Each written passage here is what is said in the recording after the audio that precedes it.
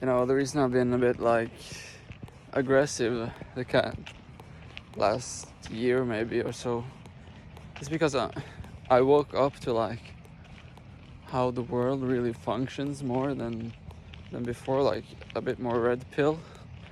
If you've seen the Matrix, like you see more of how stuff really works, or the reasons behind the things you see, and also how people work and how fake people can be, and like how they hide their intentions. And if you're in the world, or if I were in the world, I would know these things by now. But I haven't been in the world. I've been in a Christian bubble, and then to wake up and see how the world really works, how people really think, and how it really functions, I get kind of like shocked, and I get angry, I get mad, because I've been so stupid, and I thought I was pretty wise, which is partly probably part of my kind of like downfall, but because it's pride, it's rooted in pride to think that I'm wise or that I understand things, but to see that I haven't had a freaking clue about how things work and how people really are. And even in church, that's the most disappointing thing, that I find that either in church you have people who think they're perfect and never sin, or they act like it, but there's so much sin there that you just didn't know. But people still have good consciences and act like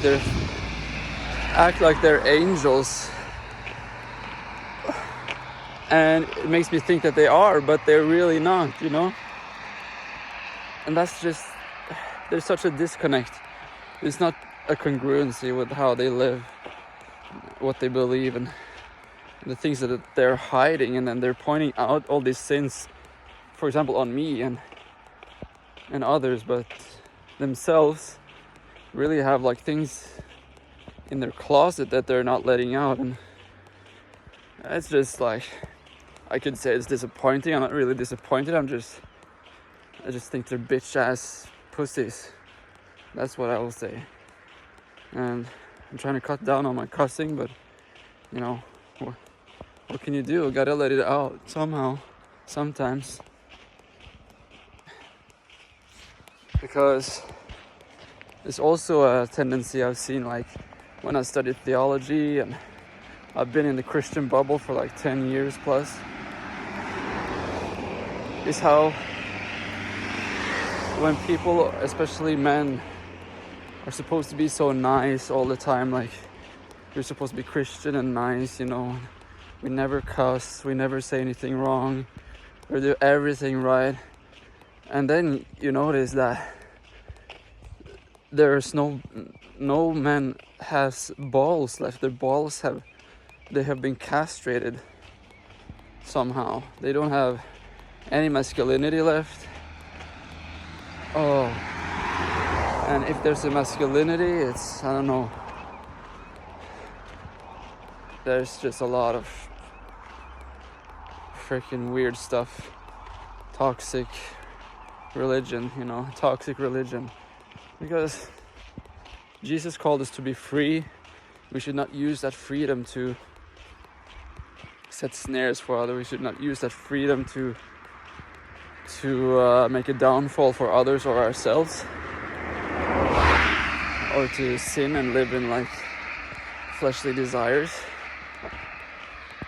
But when you say that you can't be free to express your true self, then you are making a lot of people sick, and it also shows in how they are starting to think, and their minds get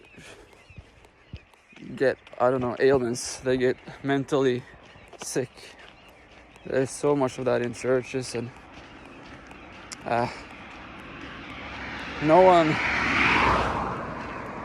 are really free, you know, freely expressing themselves. They're so afraid of saying something wrong and, you know, stepping out and being different or whatever. I'm not saying you should go out and be gay and all that stuff, because I don't believe God wants anyone to be gay.